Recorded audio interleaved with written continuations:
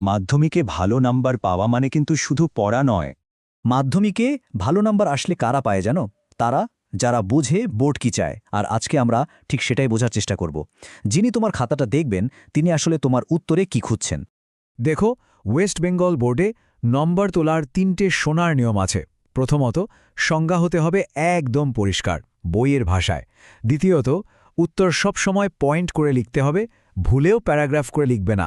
আর সবশেষে, যেখানেই সুযোগ পাবে একটা ছোট্ট কিন্তু পরিষ্কার ডায়াগ্রাম এঁকে দেবে। একটা কথা মাথায় রেখো, বেশি লিখলে নম্বর বাড়ে না। সঠিক শব্দ আর পরিচ্ছন্ন করে লেখা মানেই ভালো নম্বর। তাই বলছি, এই আলোচনাটা কিন্তু ব্যাকগ্রাউন্ডে চালিয়ে রেখে অন্য কাজ করো না, একদম মন দিয়ে দেখো। কারণ আজ যা যা বলবো পরীক্ষার খাতায় কিন্তু ঠিক সেটাই লিখতে হবে।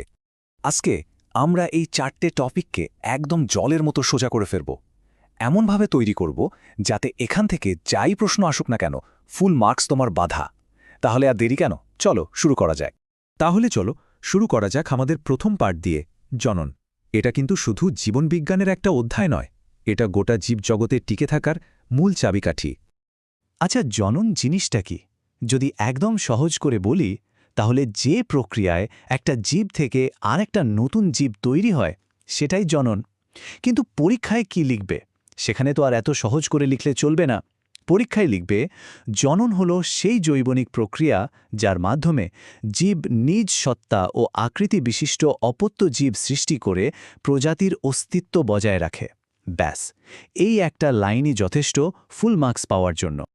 আচ্ছা, এখানে এক মুহূর্তের জন্য একটু থামো আর ভাবো তো, যদি আজ থেকে পৃথিবীতে এই জনন প্রক্রিয়াটা হঠাৎ করে বন্ধ হয়ে যেত, তাহলে কি হতো? ব্যাপারটা খুব সহজ, তাই না? ধীরে ধীরে সব প্রজাতি, আমরা মানুষও এই পৃথিবী থেকে হারিয়ে যেতাম। এই জন্যই তো বলি, জনন হলো জীবজগতের টিকে থাকার মূল ভিত্তি। এর মাধ্যমেই তো একটা প্রজন্ম থেকে পরের প্রজন্মের প্রাণের ধারাটা বয়ে চলে। আর ধরো, পরীক্ষায় প্রশ্ন এলো, জননের গুরুত্ব লেখো ৫ নম্বরের জন্য। কি লিখবে? এই স্লাইডটা দেখো। জাস্ট এই 4টে পয়েন্ট লিখে দিলেই হবে। ১. প্রজাতির অস্তিত্ব রক্ষা। ২. নতুন বৈশিষ্ট্যের সৃষ্টি, মানে ভ্যারিয়েশন তৈরি হওয়া। ৩. পরিবেশের সাথে নিজেকে মানিয়ে নেওয়া বা অভিযোজন। আর ৪. বিবর্তনের চাকাকে সচল রাখা। ব্যাস, এই 4টে পয়েন্ট, আর কিচ্ছু লাগবে না। জনন প্রধানত 2 রকমের হয়, তাই তো, অযৌন আর যৌন। অযৌন জননের বৈশিষ্ট্যগুলো একটু খেয়াল করো।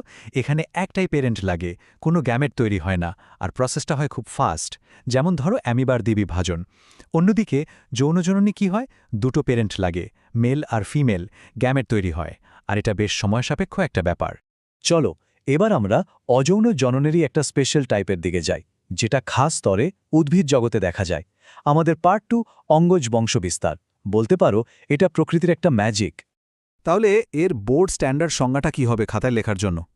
সংজ্ঞাটা হলো, যে প্রকার অযৌন জননে উদ্ভিদের কোনো অঙ্গজ অংশ, যেমন ধরো মূল, কাণ্ড বা পাতা, মেন গাছটা থেকে আলাদা হয়ে গিয়ে একটা পুরো নতুন গাছ তৈরি করে, তাকেই বলে অঙ্গজ বংশবিস্তার। এখানে কিন্তু কোনো বীজ বা রেণুর গল্প নেই। এর সুবিধাটা কি? কেন এটা এত ইম্পর্ট্যান্ট? প্রথমত, খুব তাড়াতাড়ি বংশবৃদ্ধি করা যায়।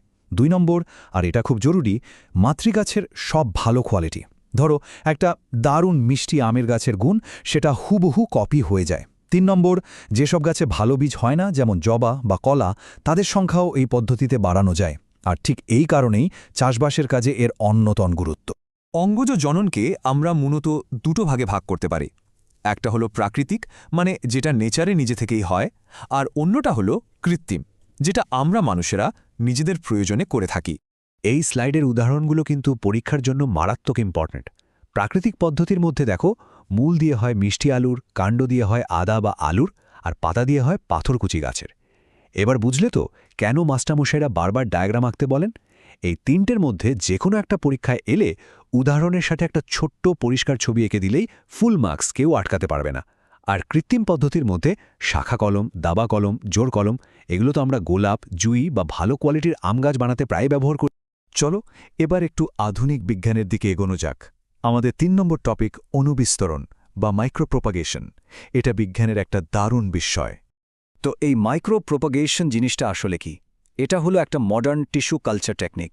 এখানে কি করা হয়, একটা ভালো গাছের খুব ছোট্ট একটা অংশ মানে কলা বা টিস্যু নিয়ে ল্যাবের ভেতর একদম পরিষ্কার পরিচ্ছন্ন জীবাণুমুক্ত পরিবেশে আর একটা স্পেশাল খাবার দিয়ে খুব কম সময়ে হাজার হাজার এমনকি লক্ষ লক্ষ চারাগাছ তৈরি করা হয়।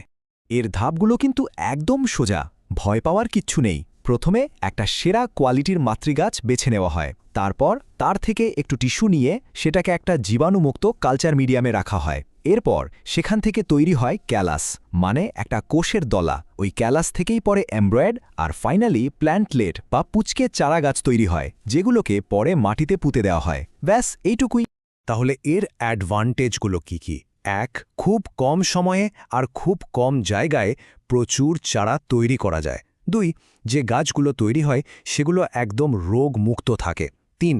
যেগুলো বিরল প্রজাতির গাছ যেমন অর্কিড সেগুলোকে বিলুপ্তির হাত থেকে বাঁচানো যায়। আর এই সব মিলিয়েই তো কৃষিক্ষেত্রে এটা একটা বিপ্লব এনে দিয়েছে। এই প্রশ্নটা কিন্তু ৩ বা ৫ নম্বরের জন্য খুব কমন। এবার আমরা চলে এসেছি আমাদের আজকের আলোচনার একদম শেষ পর্বে। আর এটা বেশ ইন্টারেস্টিং একটা টপিক, জনক্রম। চলো একটা ফার্ন গাছের জীবনচক্রের মধ্যে দিয়ে এই রহস্যটার সমাধান করা যাক। জনুক্রম মানে কি? সোজা কথায় কোনো জীবের জীবনচক্রে দুটো দশার বারবার ফিরে আসা। একটা হলো ডিপ্লয়েড বা 2n স্পোরোফাইট দশা, আর অন্যটা হলো হ্যাপ্লয়েড বা n গ্যামেটোফাইট দশা। এই দুটো দশা যখন চক্রাকারে আবর্তিত হয় তাকেই বলে জনুক্রম। আর স্টুডেন্টরা সবচেয়ে বড় ভুলটা করে এই 2n আর n নিয়ে, কোথায় কোনটা হবে গুলিয়ে ফেলে। এটা কিন্তু খুব ভালো করে মাথায় গেঁথে নিতে হবে। ফার্নের ক্ষেত্রে ব্যাপারটা কি হয় দেখো, আমরা যে বড় ফার্ন গাছটা দেখি সেটা হলো স্পোরোফাইট, আর সেটা ডিপ্লয়েড বা 2n।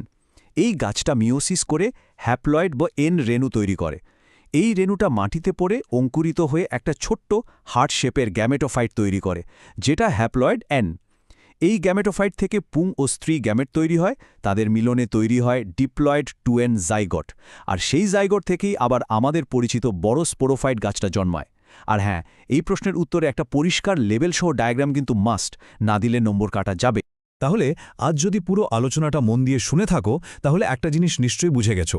মাধ্যমিকে পড়া মানে ভয় পাওয়া নয়, মাধ্যমিকে ভালো নম্বর পেতে গেলে বিষয়টা ভালো করে বুঝতে হয় আর সেটাকে ঠিকভাবে পরীক্ষার খাতায় লিখে আসতে হয়। ব্যাস এটুকুই। যদি আজকের এই আলোচনাটা তোমাদের কোনো কাজে লেগে থাকে তাহলে অবশ্যই একটা লাইক করো, আর তোমার এমন কোনো বন্ধুকে শেয়ার করে দিও যে মাধ্যমিক নিয়ে একটু হলেও টেনশনে আছে, হয়তো ওরও একটু সুবিধা হবে। আর এই রকম আরও আলোচনার জন্য চ্যানেলটা সাবস্ক্রাইব করে রাখতে পারো। একদম চিন্তা করবে না, আমি তোমাদের দাদা সবসময় তোমাদের পাশে আছি। দেখা হচ্ছে পরের আলোচনায়।